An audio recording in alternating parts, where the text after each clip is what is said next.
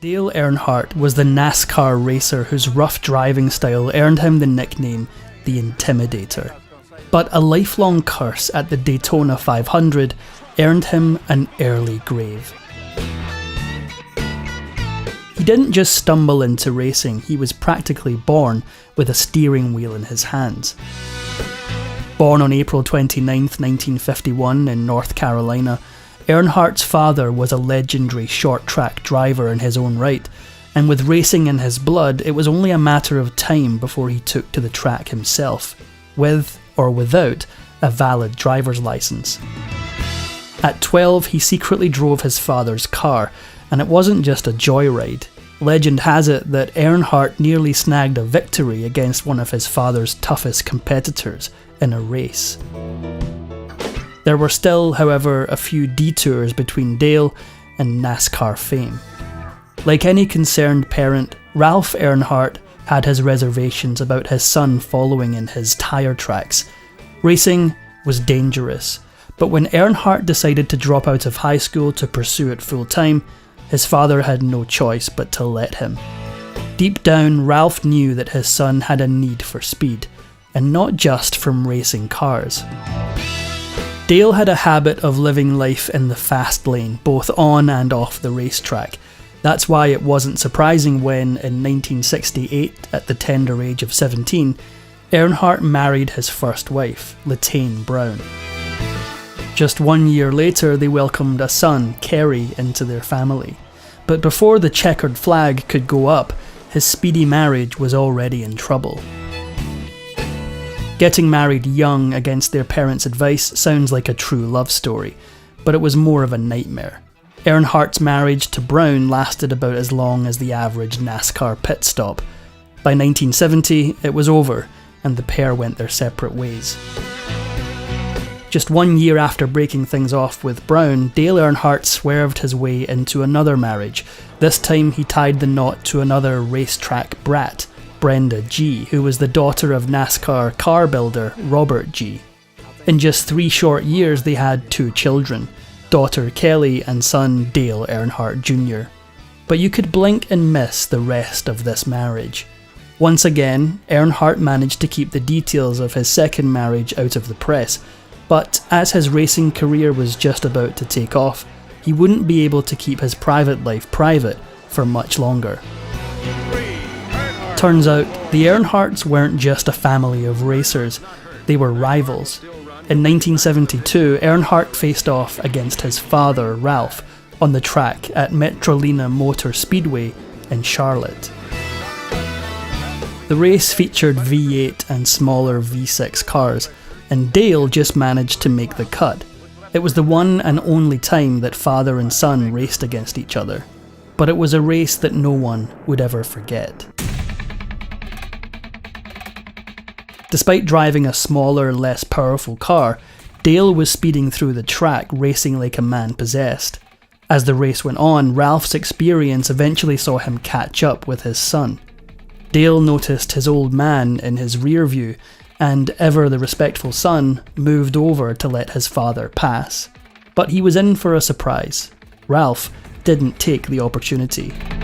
Instead, he stayed on his son's tail, pushing him to his limits and beyond.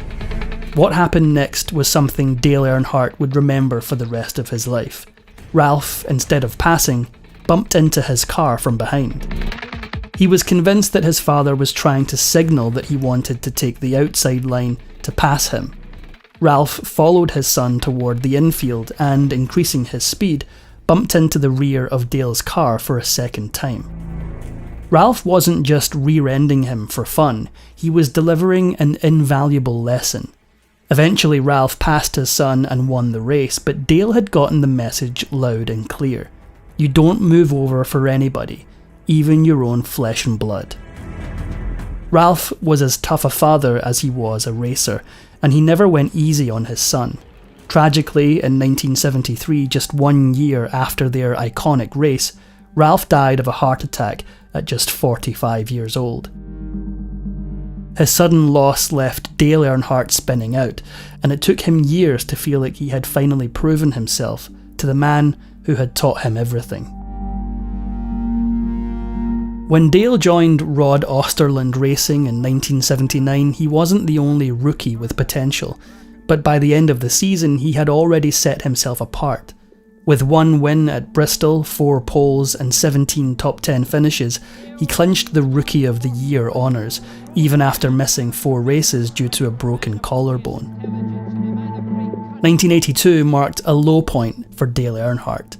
Although he snagged a win at Darlington, aka the track too tough to tame, he suffered some major setbacks throughout the season. His aggressive driving style saw him crash out of 18 of the 30 races he competed in, including a crash at Pocono Raceway that left him with a broken kneecap. By 1987, he had earned a reputation as a fearless and some would say reckless driver. But it was during the 87 Winston All-Star race that he truly became the Intimidator. Forced into the infield grass while defending his lead, Earnhardt didn't flinch. He gripped the steering wheel and deftly made his way back onto the track, all while holding his lead.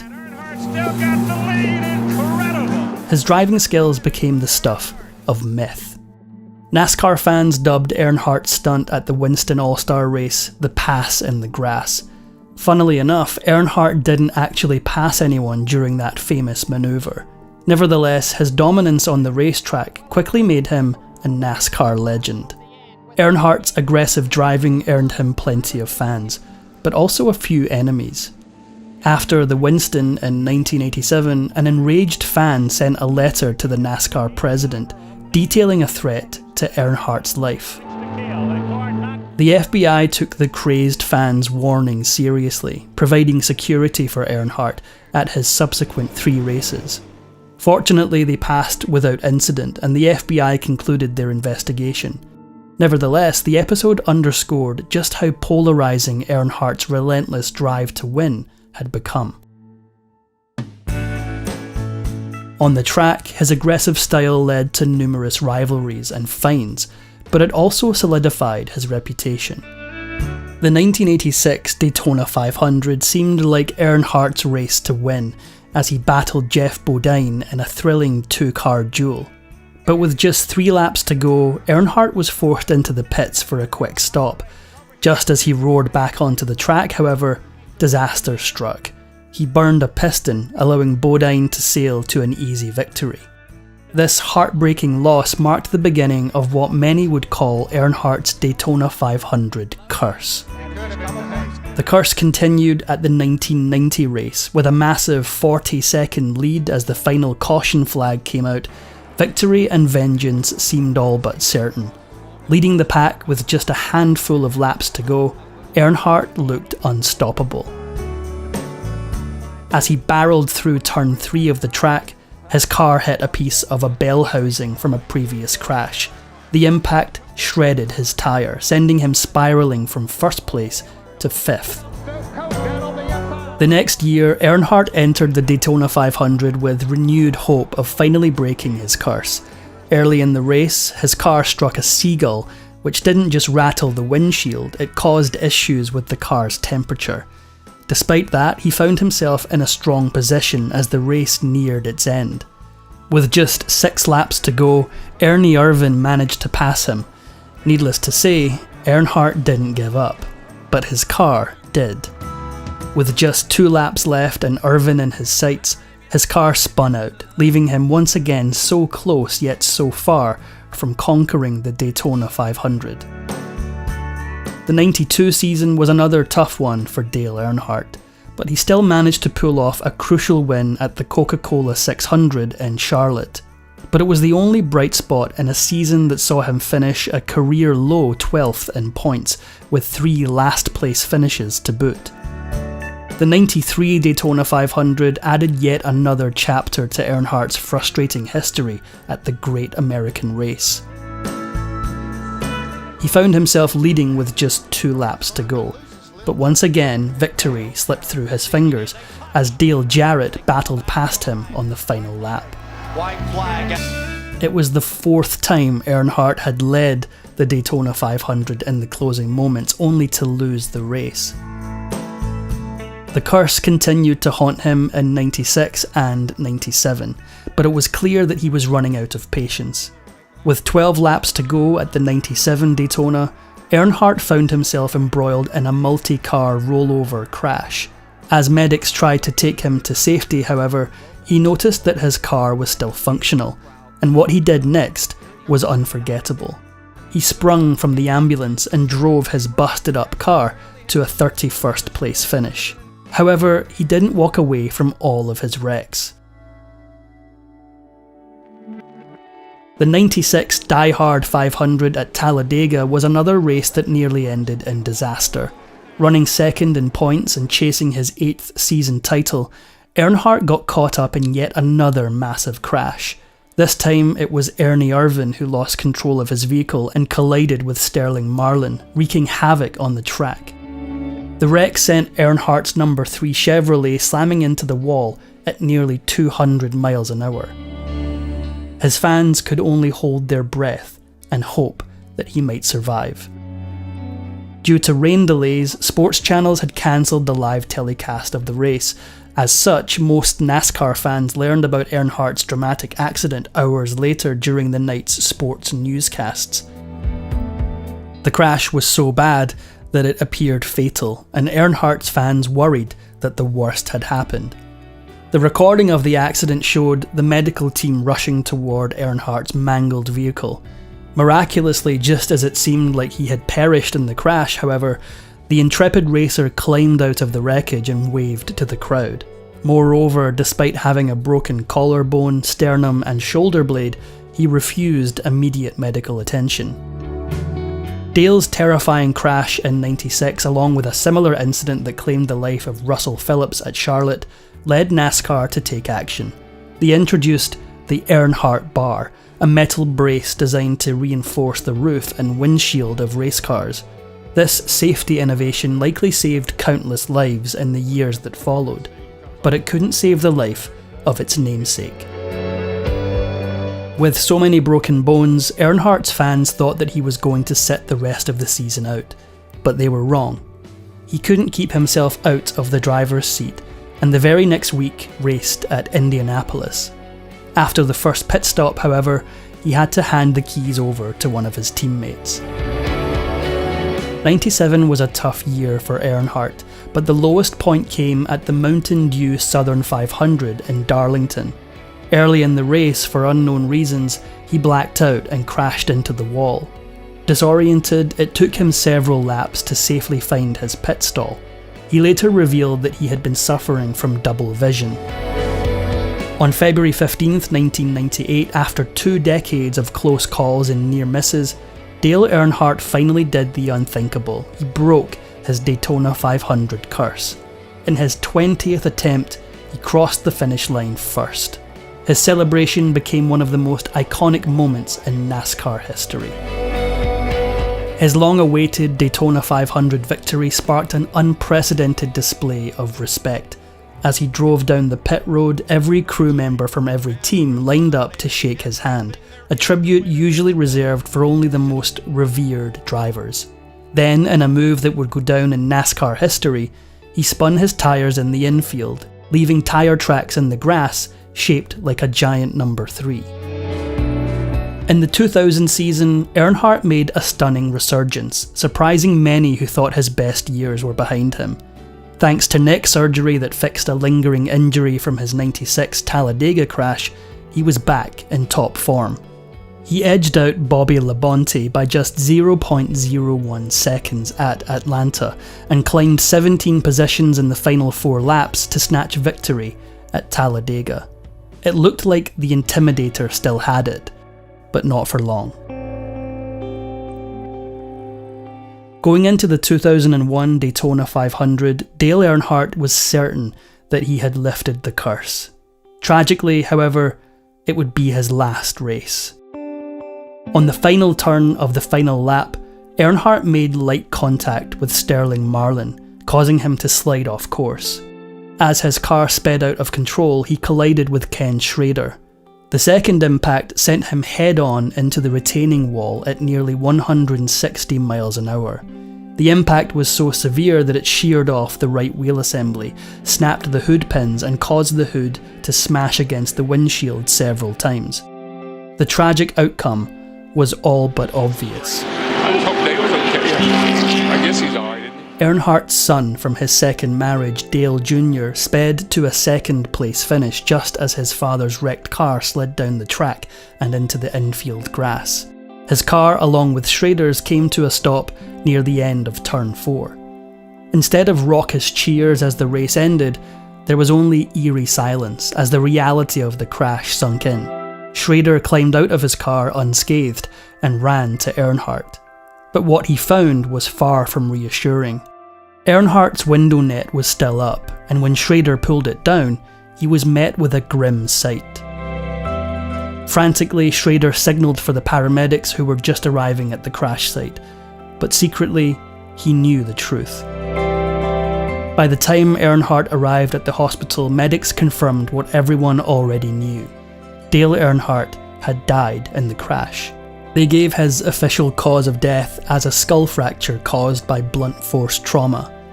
As NASCAR officials began to investigate what had really happened, they made an utterly chilling discovery in Earnhardt's car. They claimed that the left lap belt on the seatbelt harness had broken, making the fault a potential reason why Earnhardt's chin had struck the steering wheel, causing his skull fracture. From there, the tragedy and mystery deepened. In the aftermath, the maker of the seatbelt received death threats. They claimed that Earnhardt and his team had installed it in an unauthorized way to increase Dale's comfort. A sports writer even attempted to obtain the autopsy records and photos. Ultimately, the investigation that followed found that belt failure hadn't played a significant part in the accident. Dale Earnhardt left a NASCAR legacy behind unlike any other, and not just because he won 100 cups in his career. While he couldn't ever truly escape his own Daytona 500 curse, his son did. Dale Earnhardt Jr. followed in his father's tracks and won the Daytona 500 twice in his career, living up to the Earnhardt family tradition. You don't move over for anybody, even your own flesh and blood. After Ayrton Senna's fatal crash, race officials found something very strange among the wreckage. When they realized what it was impossible not to burst into tears. Even among Formula One giants, Senna has a special mystique both to his scandals and his tragic end. The differences in cars makes ranking drivers from throughout history an impossible task, yet fans and drivers agree that Senna was one of, if not the greatest Formula One driver of all time. But they'd admit Senna was also one of the most controversial drivers. He captivated on and off track until his horrifying end. Senna changed his sport forever, but paid the ultimate price. Senna, born in 1960 into a wealthy and tight-knit Brazilian family, was set for a comfortable life. That is, until he discovered racing. At 21 years old, Senna wanted to see how far he could go behind the wheel. He dropped out of university and headed to England to become a driver. But when he arrived, he hit an unexpected roadblock. People in England insisted Senna had no chance to be a driver if he didn't have a wife to support him. He knew what he had to do. With this in mind, he went home and proposed to Lilian de Vasconcelos Souza. On paper, Senna and Vasconcelos were the perfect match. They'd known each other since childhood and both came from rich Brazilian families. The two lovers starting a new life together as Senna climbed the motorsport ladder seemed straight out of a movie. But not all movies have happy endings. Senna and Vasconcelos were two fish out of water, but one of them floundered more than the other. While both struggled with culture shock and neither spoke English, Senna had at least Formula Ford. Lilian traded Brazilian high society for what she thought was going to be a dramatic life with her race car driver husband. She was in for a rude awakening. The truth hurts, but Lilian couldn't deny it. I was his second passion. His first passion was racing. There was nothing more important in the world for him. Not family, not wife, nothing. But even if she knew the truth, she still gave Senna the chance to prove her wrong when they returned to Brazil. Racing soon lured Senna back to England, but this time, Lilian put her foot down. Vasconcelos informed Senna that their marriage was over if he returned to racing in England, but Senna knew he couldn't be a good driver and a good husband. After a year of not-so-wedded bliss, Senna and Vasconcelos called it quits. But racing still called out to him, and it was a call he always answered. Senna's most famous quote is, "If you no longer go for a gap that exists, you are no longer a racing driver." But maybe he was talking about a different kind of gap. A year after making it to Formula 1, Senna began dating Adrienne Yemen, but this new couple had a constant third wheel. She was there for good reason though. That's because Adrienne was 15 to Senna's 25, and it gets sketchier. Senna might not have learned anything from his first marriage, because he quickly proposed to the teenager. After 3 years and countless chaperone dates, the driver dumped his fiancée, probably for the best. Senna's love life may have fizzled out, but his on-track relationships only burned hotter. The young Senna's idol was Brazilian Formula 1 champion Nelson Piquet. Senna couldn't wait to meet his compatriot, because I want to be like him. But you know what they say, never meet your heroes. Piquet snubbed Senna, but that only lit a fire in the younger driver. I'm gonna beat him one day, but Piquet had even more nefarious plans. After making it to Formula 1, Senna finally got the chance to defeat his idol turned rival. Senna's talent and champion potential were undeniable, so Piquet knew his spot as Brazil's Formula 1 hero was at risk. The champion welcomed the rookie with open arms and a multi-year smear campaign. Piquet didn't hold back. Senna didn't know what was coming. The media went wild when Piquet accused Senna of being a closeted gay man. Piquet swore one of Senna's ex-girlfriends, one he couldn't name but definitely didn't invent, was his source. Senna was itching to sue, but realized this would attract even more attention. And regardless, he didn't need to prove himself. It didn't hurt that one of Senna's, actually real, ex-girlfriends declared, "If that man is gay, I would like to have a gay man in my bed every night." But once the drama started, it never ended. Rivalries are a dime a dozen in sports, but there has never been and never will be one quite like Senna and Prost. Their nicknames Magic Senna and the Professor might as well have been fire and ice. That didn't stop Prost's McLaren from hiring the Brazilian, however, in 1988. Turns out, McLaren didn't just make the two rivals teammates, they made motorsport history. You always want to beat your teammate in Formula 1, but Senna took it too far. Prost realized Senna didn't want to beat me, he wanted to destroy me. But at this point, Prost was already a two-time champion. Not to mention, the Frenchman had been with McLaren for 4 years.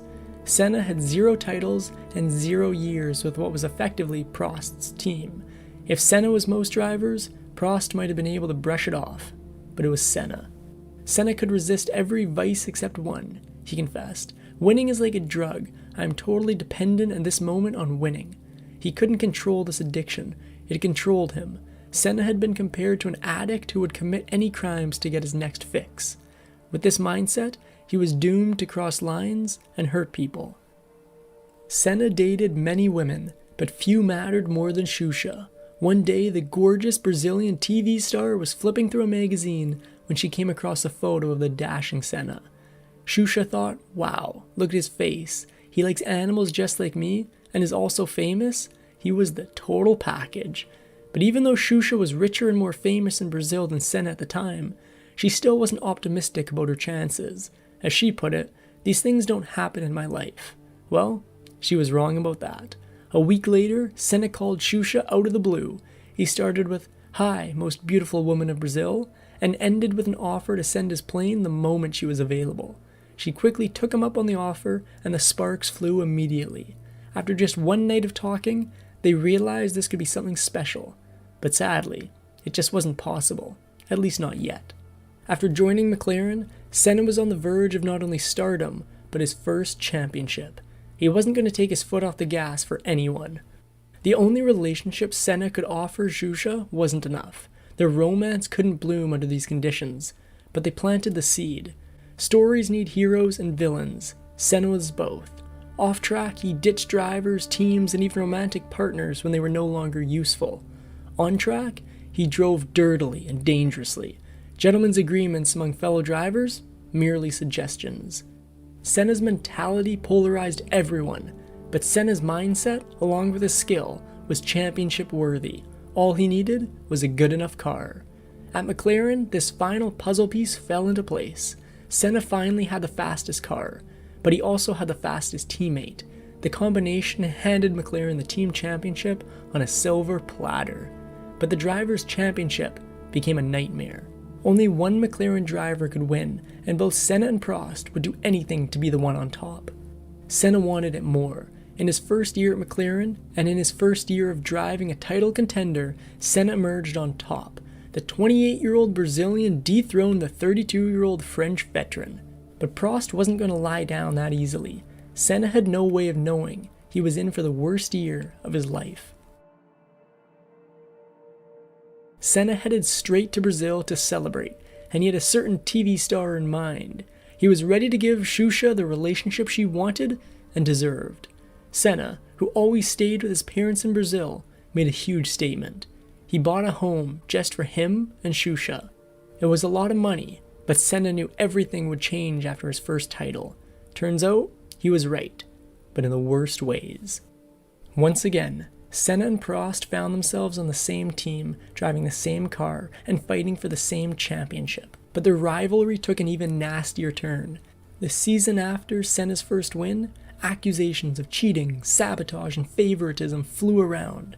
It all came to a head at the penultimate race of the season. Senna may have won in love, but he couldn't say the same for his title defense. Senna began the 1989 season in the lead, but several car failures swung the championship in Prost's favor.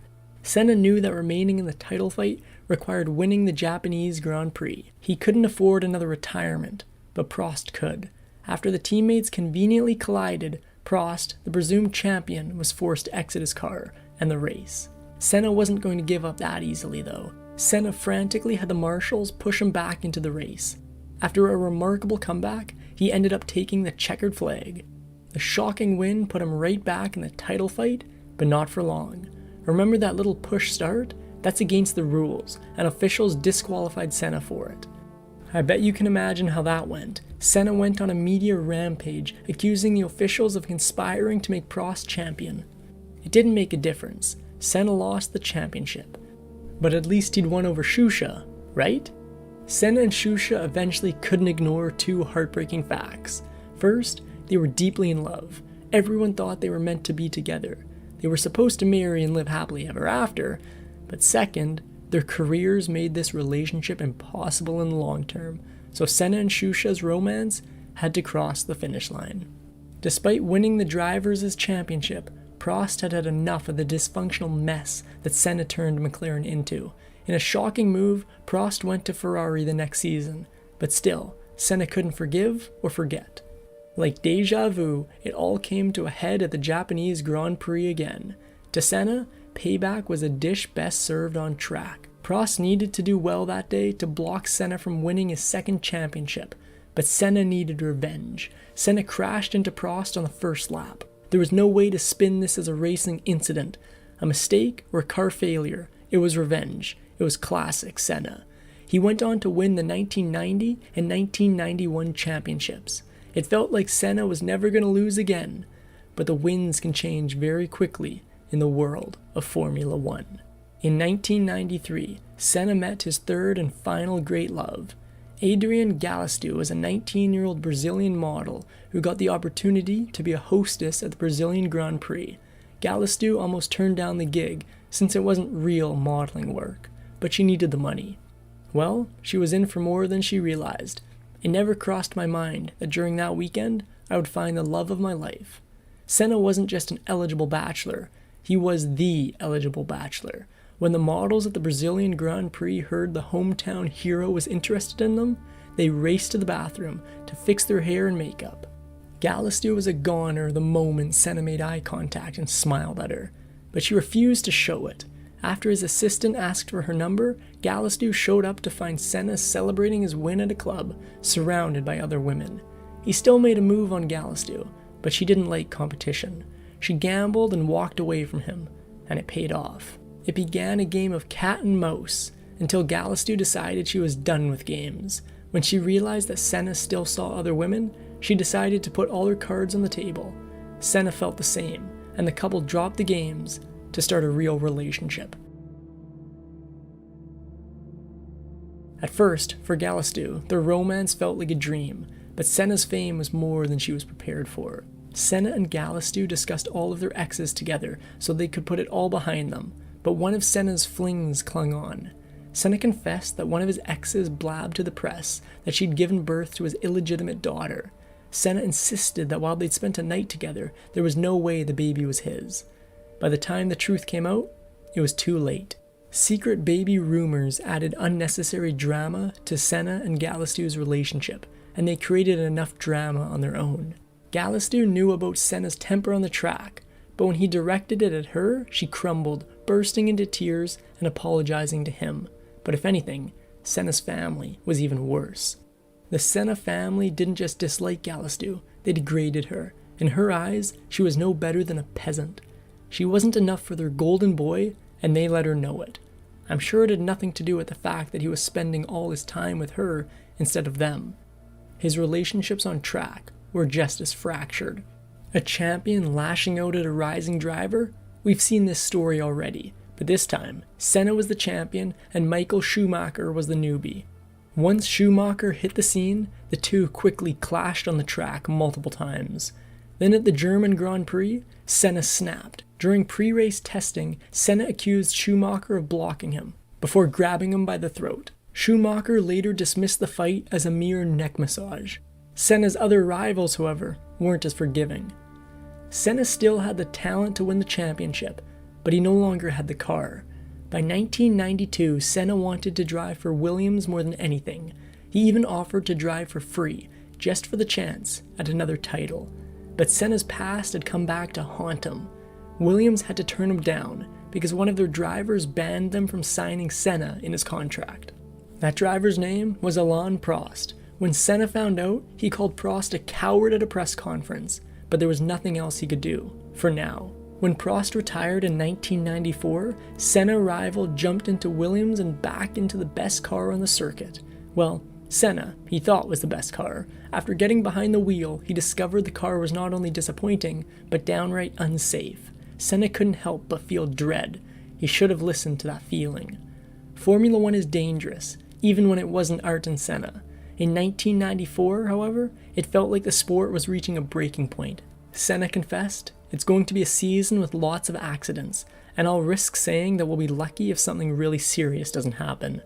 He knew his skill could only take him so far, and his luck was about to run out. The 1994 San Marino Grand Prix went down in history in the worst ways. The ball started rolling in the first qualifying session when Rubens Barrichello, Senna's protege and compatriot, crashed on the notoriously dangerous track. After being knocked unconscious, Barrichello woke up to find his nose and arm broken, and his race over. At the time, he was disappointed. Turns out, Barrichello was lucky. Others weren't. The next day, the final qualifying took place, and the race took its first life. A piece of Roland Ratzenberger's car broke off and got stuck under the chassis, making the car spin completely out of control. With no steering, Ratzenberger slammed into a barrierless concrete wall. He didn't survive. When Senna heard the news, he broke down on the shoulder of his close friend, Formula One doctor Sid Watkins. The neurosurgeon, concerned about Senna's mental state, begged him to retire. The three-time champion insisted he couldn't stop racing and sealed his fate. Senna had no idea he'd already said his goodbyes. Before Senna left home, he promised Galisteu, "One day I will marry you, and one day I will work for Ferrari. I will end my career there and end my life with you." The night before the race, Senna and Galisteu spoke on the phone. The lovers made plans to finally reunite at the airport the moment he flew home. The next morning, Senna, fellow drivers, and Prost met up before the race. For once, the drivers were in agreement. They needed to make Formula One safer. But it was too little, too late. Once the race started, Senna's lead over Schumacher was derailed after two cars collided. Debris flew into the grandstands, injuring an officer and 8 fans. Juan Manuel Fangio, a retired driver and Senna's idol, was watching at home when he saw Senna slam into the wall at high speed. Once the car finally stopped, cameras caught movement coming from the cockpit. Some viewers were relieved at the sign of life, but Fangio immediately turned off his television. He'd seen a lot of crashes, and he knew what was coming next. When Galisteu saw Senna crash, meanwhile, she couldn't help thinking, oh, that's good, he'll be home sooner. After all, Senna had survived countless crashes. The more time passed, with no sign of Senna, the more anxious she got. When she realized this crash was different, she started screaming. On the scene, Watkins was one of the first people to reach Senna. He took one look inside and made a sickening realization. His friend was gone. They'd rush Senna to the hospital and try everything, but Watkins already knew. Afterward, medical staff made a heartbreaking discovery in Senna's car, an Austrian flag. Senna wasn't Austrian, but Ratzenberger was. The Brazilian driver intended to raise this flag after the race to honor the fallen driver. Senna planned to mourn and honor Ratzenberger, only to join him. After the most depressing podium celebration, Formula One spent years trying to figure out how one weekend could go so wrong. Formula One mourned a champion, but Brazil mourned a hero. Over 3 million people came out for Senna's funeral procession in Sao Paulo, making it one of the largest in history. Everyone from Senna's rivals to Brazil's World Cup winning soccer team dedicated their victories to him. Even today, Senna's name lives on, in some good and some questionable ways. Formula One is significantly safer today, but its regulations were created in Brazilian blood. The preventable tragedy contributed to increased regulations that saved the lives of other drivers. It's a shame these changes came too late for Senna himself. In a way, he had to die to save others. This is just one part of his incredible legacy. A driving force behind Senna's mystique is his premature end. He still had more life and more racing in him. People can't help but wonder what else he could have accomplished. Countless drivers, including fellow greats like Lewis Hamilton, point to him as inspiration. To be compared to Senna is one of the highest compliments a driver can receive. Senna gave his nation hope, glory, inspiration, and didn't stop there. Not only did Senna secretly donate a fortune to causes in his home country, he also had dreams of founding a charity. So while many drivers have won and will continue to win championships after Senna, his on and off track legacy remains inimitable. In 1976, Niki Lauda was infamously trapped in his flaming car during a Grand Prix and read his last rites.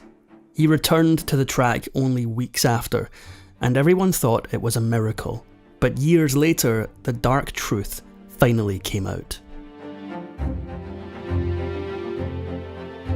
Born in Austria in the late 1940s, Lauda likely grew up with all the luxuries a young boy could want.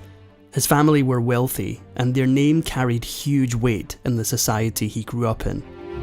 So when he dropped out of university to pursue a career in racing, they weren't pleased.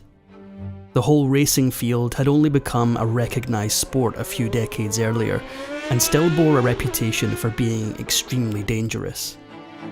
In response, Lauda's family refused him access to their money. He went the extra step and cut off communication with them entirely, putting distance between their disapproval and his dreams. But he needed money, which led him to an extreme move of his own. In the early 70s, he bought himself a spot on the March Engineering Formula 2 and Formula 1 racing teams. He took out a loan on his own insurance policy, paying the team a whopping $30,000 to add him to their roster. Unfortunately for him, things got worse before they got better. Niki Lauda did fairly well on the new team, even winning races, but the team took a huge loss on the season overall, seeming to stunt his ability to continue to grow there. So he made a drastic decision. He turned his sights elsewhere and ultimately set them on British racing motors. Lauda somehow managed to take out another huge loan to get onto BRM.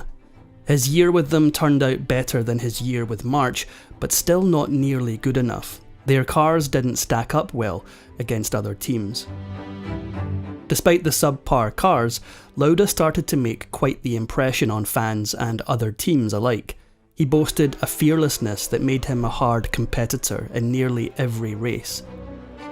So when he lost the Monaco Grand Prix due to a transmission issue, he likely felt more than ready to move on. Except he still owed the team money for his travels and equipment. While racing with BRM, Niki Lauda caught the eye of another owner and his team, Enzo Ferrari. Considering their own waning success with race cars, Ferrari saw a unique opportunity with Lauda, so they made a cutthroat move of their own. They paid off his debts to BRM to get him on their team. But, of course, things didn't quite go to plan. Niki Lauda did a test drive as soon as he signed with Ferrari. His assessment of their 1974 312 didn't go well, and that's putting it much more kindly than he did. Though the team's owner probably had some thoughts on Lauda's flippant attitude and blunt demeanour, the young driver soon proved himself worth putting up with. He placed second in his first race with Ferrari and went on to win the team's first Grand Prix in several years. He only took home one other big win that year at the Spanish Grand Prix, but he'd effectively set the tone as the new face of Ferrari racing. His next year proved even more successful. On top of several wins, he set a new world record. He completed the Nürburgring racetrack in Germany in record time, less than 7 minutes. But even with his skyrocketing success, the very act of getting into the race car regularly put Lauda at serious risk. Though safety in the sport continued to steadily improve, driving at such high speeds still posed serious danger. Like many drivers, Lauda regularly experienced car issues like tyre problems or even fuel leaks while racing. But nothing seemed to derail him. In fact, he doubled down on his nonchalance, even when it came to his big wins. Going into his third year with Ferrari, he seemed destined for more greatness, but a shocking tragedy loomed on the horizon. After several big wins at the start of the 1976 season, Niki Lauda set his sights on winning the German Grand Prix. But this time, it wasn't the cars that were the problem.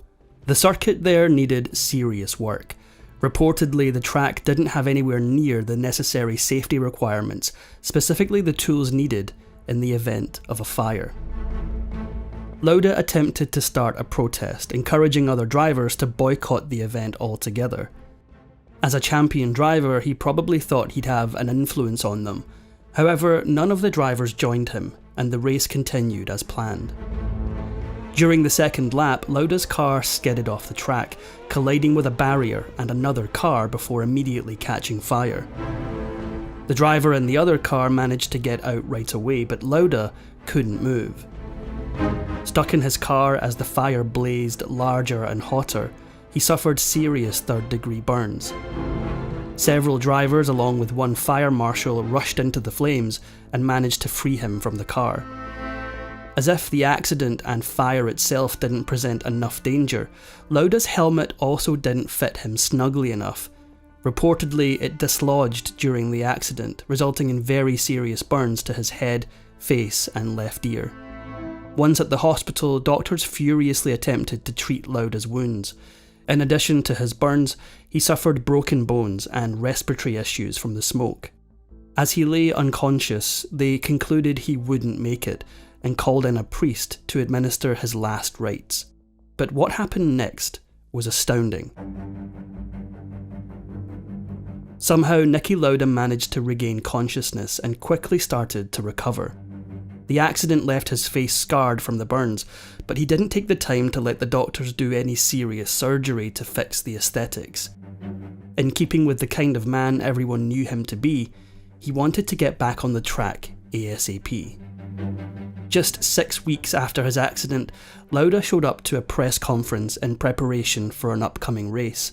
He appeared with his head still covered in bandages, and some even report that he sometimes bled through them in public.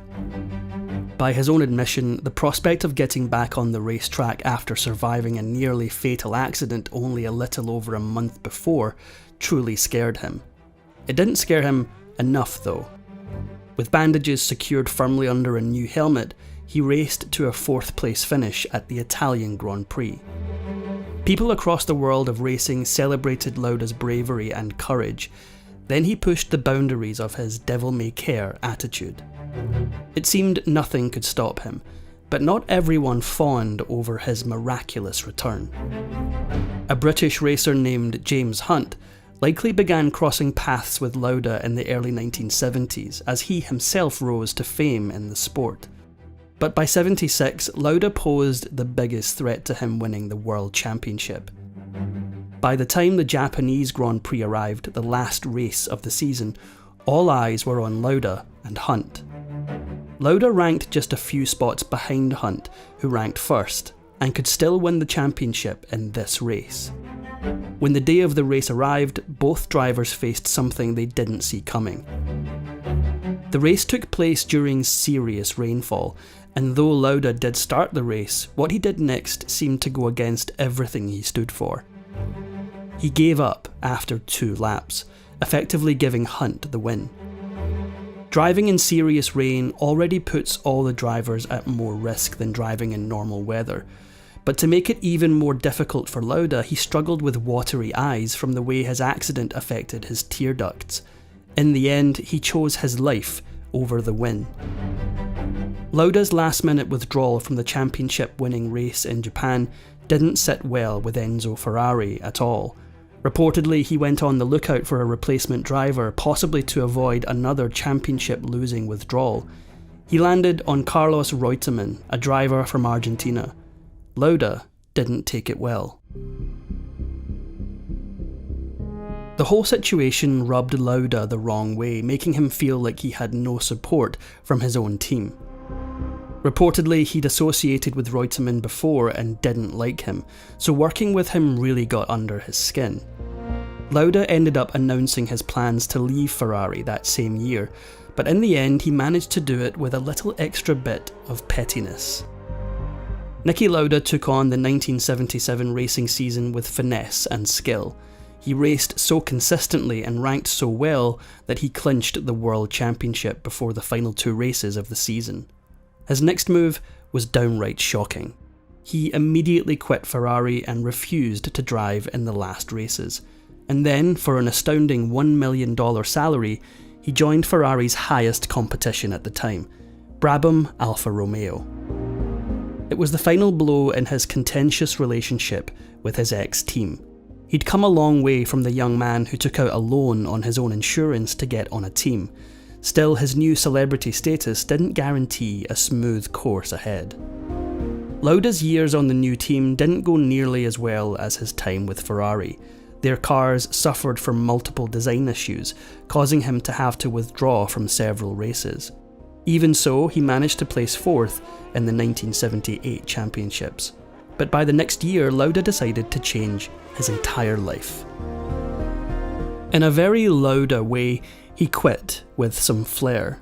Still with Brabham, he went to Canada for his second to last race of the 1979 season. After his practice run, he got out of the car and declared he didn't want to continue the silliness of driving around in circles. With that, he walked away from racing and turned his attention to an entirely different type of vehicle. Lauda launched his own airline, Lauda Air, that very same year. He even learned to fly, getting his pilot's license and occasionally piloting flights for his passengers. But it takes money to run an airline, and though he made plenty in his years racing, he still needed more to push his new business ahead. He found himself doubling back, probably sooner than he anticipated.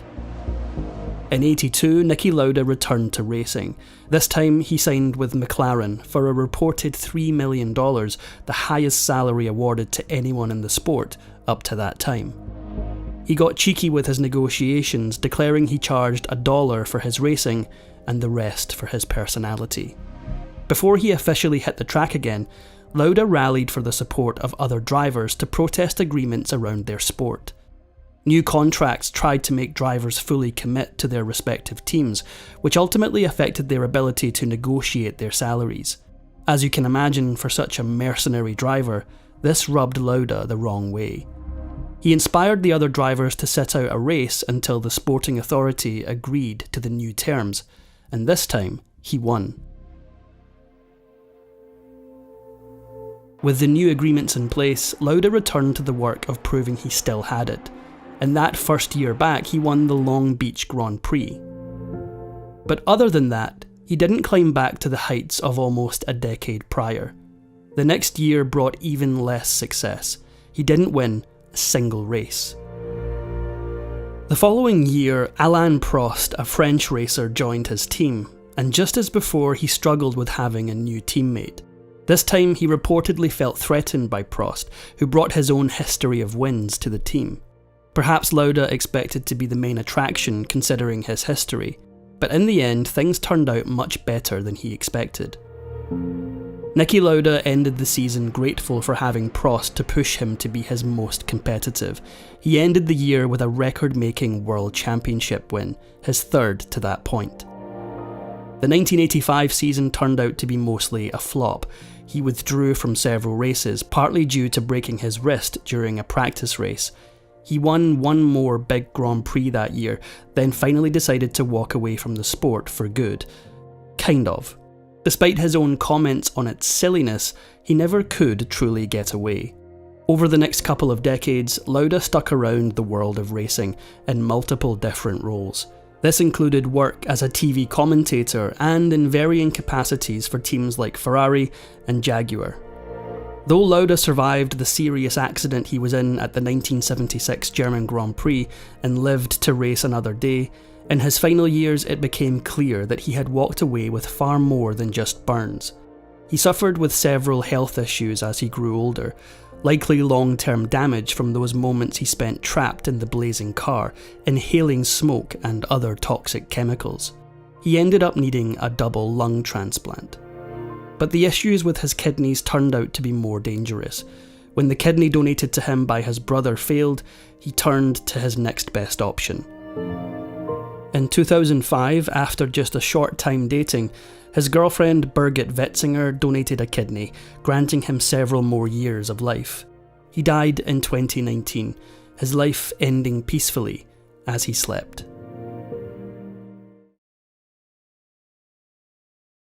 Jeff Gordon thought he could win the Sprint Cup Series until another driver accidentally clipped his car, pushing him into a wall.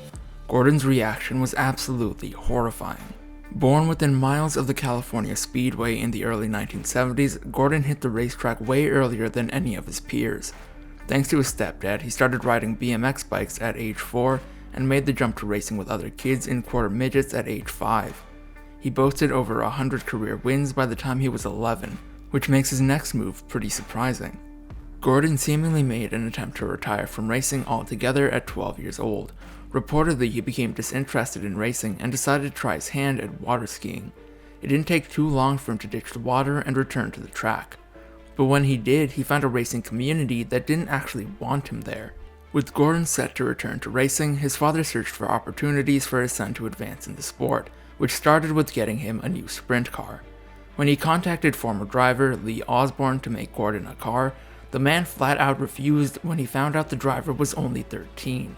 After some convincing, Osborne complied, but that turned out to just be the beginning of their troubles. Age restrictions in California racing kept Gordon from competing in his own state, so he headed to Florida in the mid-1980s to try racing with the big boys, men more than twice his age. Florida technically didn't have an age limit, but seemingly only because they didn't think they'd need one. When a teenage Gordon arrived at Speed Week, people started to talk and they didn't have good things to say. Several people tried to stop Gordon from actually competing, from other drivers to fans and ultimately the owner of the raceway. But with no rules to keep him off the track, Gordon buckled in for his first race with the big boys. Unfortunately for him though, things didn't go quite like he hoped. Gordon's very first practice session at the Speedway seemed to prove all his naysayers right. He got off to a very slow start, and once he actually did get going, he ended up hitting the wall and making a pretty dismal showing in front of his very adult opponents. He got so upset that he tried to call it quits that same day. He didn't actually give up though. In fact, he came back with a vengeance. By the end of that Speed Week, Gordon proved himself worthy of competing way out of his age range. He didn't actually win any races, but raced fast enough to qualify him to race with some of the most experienced drivers on the track.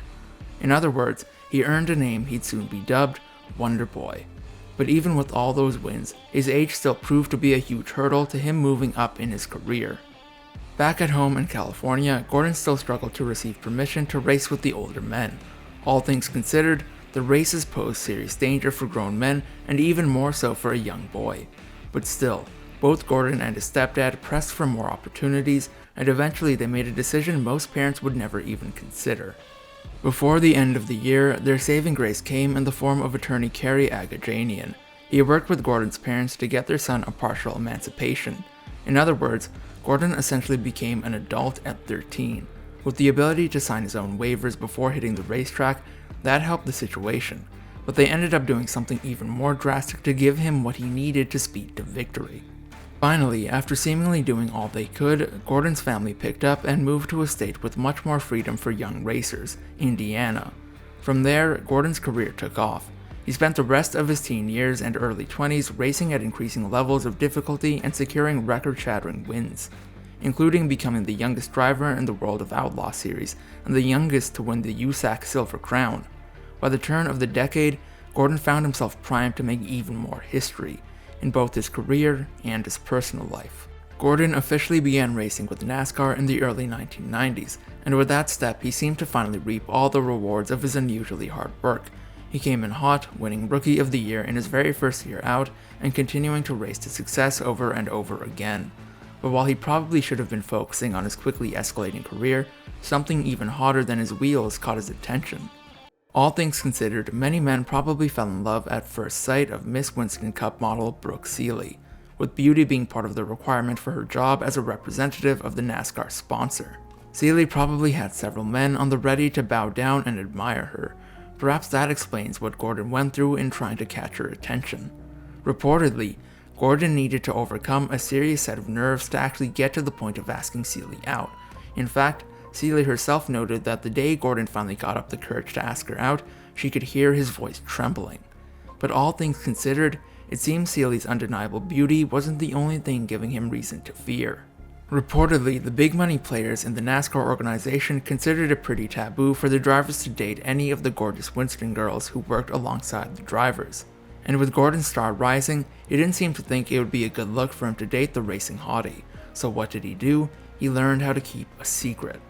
Seeley and Gordon began dating in secret in 1993 and managed to keep things under wraps for quite some time. Perhaps they have the lack of social media platforms in existence at the time to thank for that.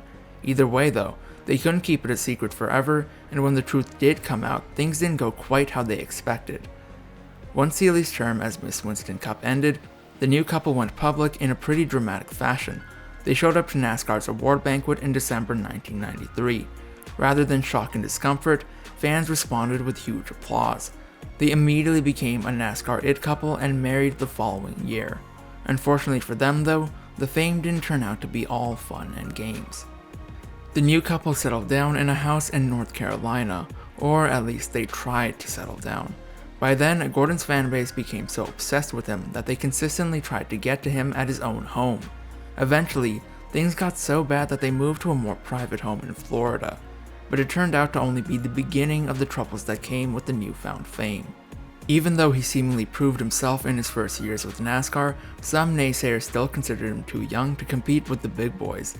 Now in his early 20s, Gordon still maintained quite an age gap with other drivers at his level, and judging by the way he handled his race cars in those years, he seemed to prove them right. All wins aside, Gordon still struggled with a tendency to push his cars too much, seemingly going too fast too soon. This resulted in multiple crashes in those years.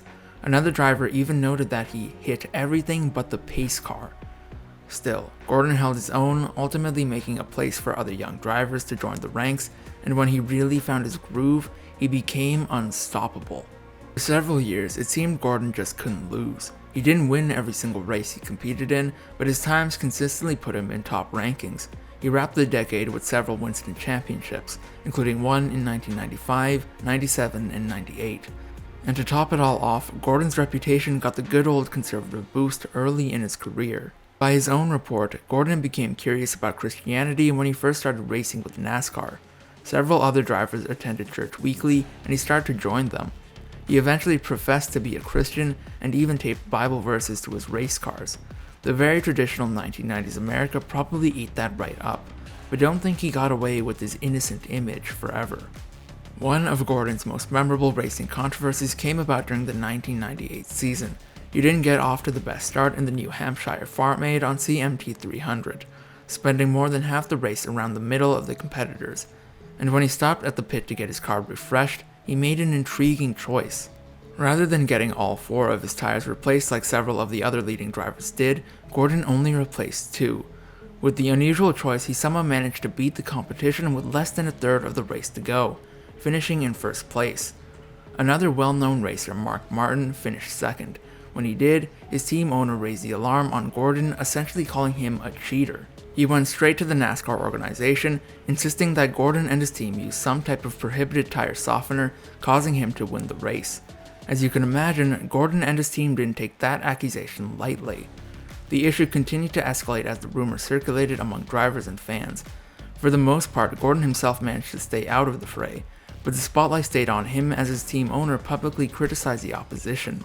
In the end, NASCAR seized Gordon's tire to make an official assessment and came up empty. Gordon kept his win, but something else soon arose to besmirch his good guy image. The news came as a shock in March 2022. Gordon's wife sued him for divorce. The end of a marriage is almost never a good look to the public eye, and in this case, people didn't seem to expect it from this celebrity couple. But things took a turn for the worse when Seeley went public with the real reason she wanted to get away from her husband. Seeley alleged that Gordon cheated on her during the marriage, in particular with another model and Playboy cover girl, Deanna Merriman. That probably doesn't come as a surprise to you. Rich men with rich men's access have a history of getting around, but Gordon's fans turned on him, especially when news of his mistress got out, although Seeley's next move made them rethink everything. The public got suspicious about Seeley's motives when they heard about everything she wanted in the divorce. Her demands included the couple's house and 2 cars, as well as half of the millions of dollars Gordon made in his career. She didn't stop there either. Seeley really wanted to squeeze her failed marriage dry. She also wanted alimony and access to an airplane and their boats. But of course, Gordon didn't let that go so easily. Gordon and his representation countersued, insisting that regardless of the laws of the land, his soon-to-be ex-wife didn't deserve to get half of the money he earned throughout his long, risky career. Seeley responded to that by insisting that NASCAR is a relatively safe occupation. I can't say the stats necessarily agree with that statement, but in the end, she walked away a winner. After a little over a year of the lengthy gossip-inducing divorce proceedings, Seeley walked away with a cool $15.3 million. Losing his nearly decade-long marriage likely weighed on Gordon the way the end of most relationships do, but as a celebrity, he lost even more than his life partner and his money. The very public divorce and scandalous cause of it officially changed the public's perception of Gordon as one of the good ones, so to speak. Even worse than that, he lost at least one major sponsorship deal due to the fact that they didn't want him to represent them anymore. And how did Gordon take it, you ask? Maybe not how you might expect. Perhaps Gordon's speed on the racetrack translated to his personal life, considering how quickly he moved on from his marriage.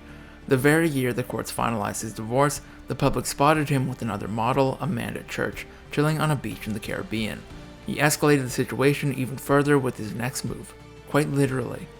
Just a short while after being spotted with his new boo, Gordon reportedly moved into her New York home and began living with her. For all practical purposes, he seemed to be doing just fine, better than fine even. But maybe the divorce actually did affect him more than he let on, considering some major missteps that came in his career shortly after.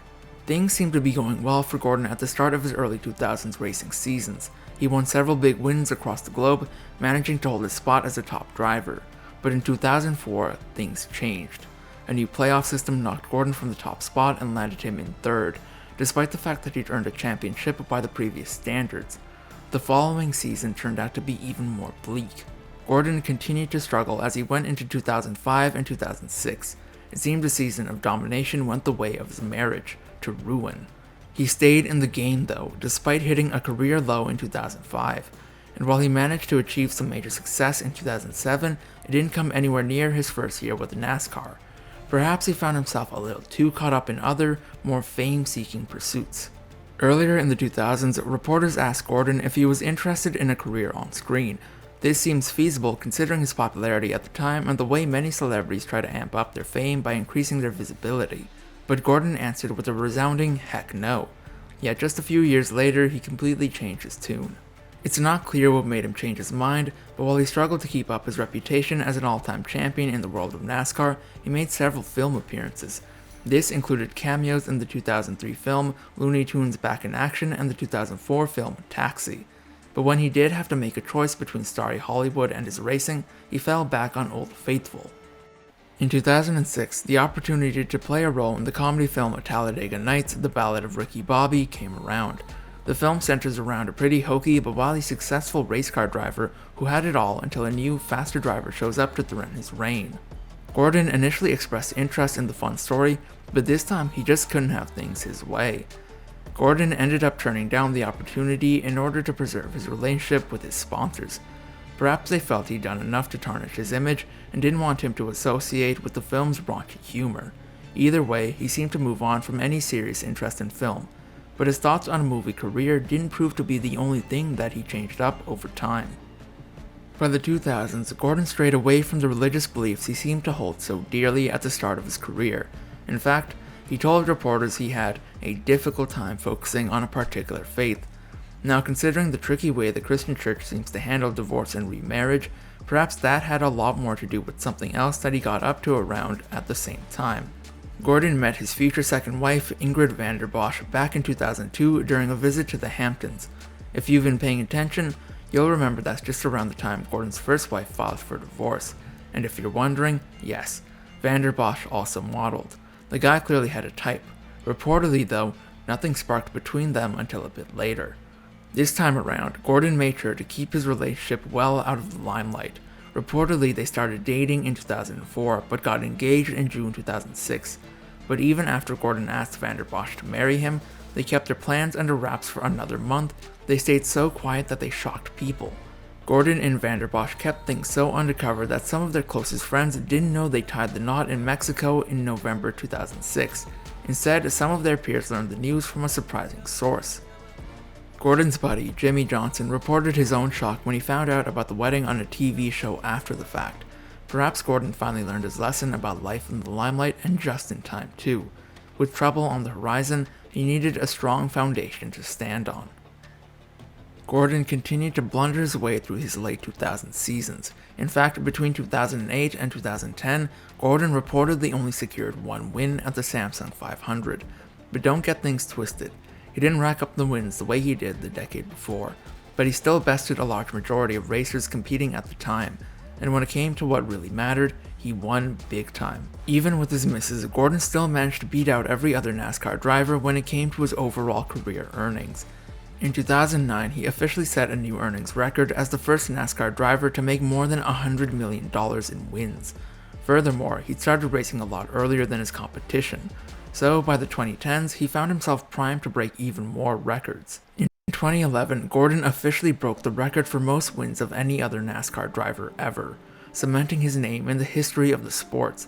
Now, if it were me, I'd take that as a good place to step down or retire, to take my wins and end my career on a high note, but that's not what Gordon did, and considering a shocking incident the very next year, maybe the pressure of it all finally got to him.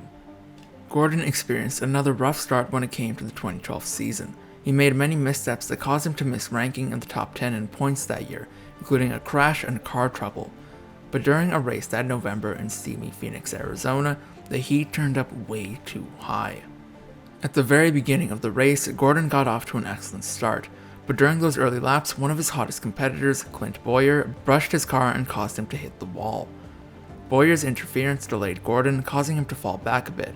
And while this likely couldn't be the first time this happened to him, this turned out to be the time he just couldn't take it anymore. Gordon attempted to get back at Bowyer, and ended up cutting his own tire in the process. Protocol mandates drivers to return to the pit to fix their tire during the race if that happens, but Gordon seemed to only care about getting back at his competition. The referees waved a black flag, signaling Gordon to stand down and exit the race. He did quite the opposite. Gordon went after Bowyer, wrecking his car on purpose. Bowyer stood as his prime competition for winning the Cup that year, so his shenanigans essentially snatched that opportunity away from him. The saga didn't end there though. As a matter of fact, things continued to careen downhill once the two cars collided. Both of the men's crews climbed out of their pits and went after each other. Meanwhile, Bowyer managed to get out of his wrecked car and attempted to go after Gordon. Luckily for both, I presume, officials had already caught up with Gordon and restrained him, keeping things from getting even messier. In the end though, he somehow still came out on top. Ultimately, officials dealt Gordon a fine for his behavior, a whopping $100,000. They also took away 25 of the points he accumulated over the season and placed him on probation. However, it didn't seem to affect him all that much, considering what he managed to accomplish the very next week. The very next week, Gordon competed in the season's finale, the Ford EcoBoost 400. He seemingly raced to that win with ease, and with that he earned enough points to make up for his deduction and landed his 87th Sprint Cup. If that's not a Wonder Boy moment, I don't know what is.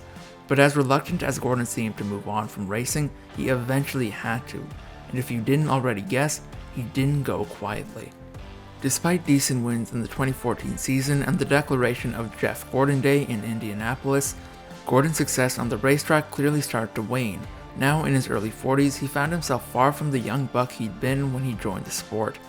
Thanks to his own achievement, Gordon found himself up against younger, better racers, and as his status slipped away, he found it harder than ever to take his losses like a good sport.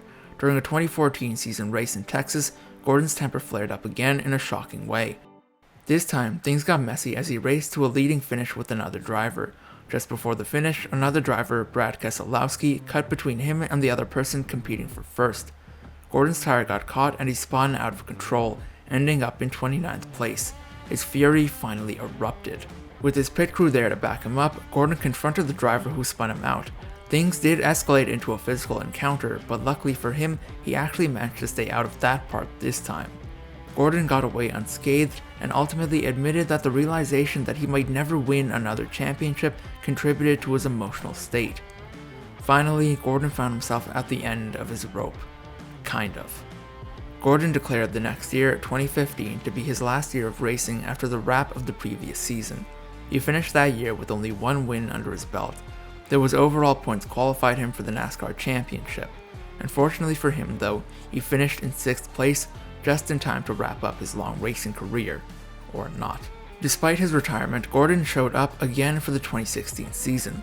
All things considered though, he actually stepped in to replace an injured teammate, so perhaps his return had more to do with helping his team than giving himself one final hurrah. And once he wrapped that season, he officially moved on with his life. He didn't go too far though. He almost immediately transitioned into TV commentary for NASCAR racing in 2015, using his experience to beef up his skill with commentary. Even so though, racing didn't turn out to be the only thing he was a genius at. As he grew older and considered his life after racing, Gordon used his wealth to start and contribute to various business ventures, securing his fortune for generations to come. Gordon's successful enterprises include JG Motorsports, a car dealership, a clothing line, and a real estate company. Notably, even with all his wealth though, he still found time and opportunity to ensure he gave to those in need. Gordon seemingly held a soft spot for children and ultimately focused much of his charitable giving on them. He established the Jeff Gordon Children's Foundation in 1999 and opened a children's hospital in 2007 with several other well-known names in sports. While he certainly experienced his share of ups and downs in his crazy pursuit of being the best, there's really not much confusion about why people call him a wonder. Even though he's been retired for nearly a decade, Jeff Gordon still holds many of the records he set during his time with NASCAR. He still holds the record for the most wins in NASCAR history and is one of the top 20 highest paid athletes of all time, sitting at a cool $515 million in career earnings. Without him, NASCAR likely wouldn't be the household name it is today.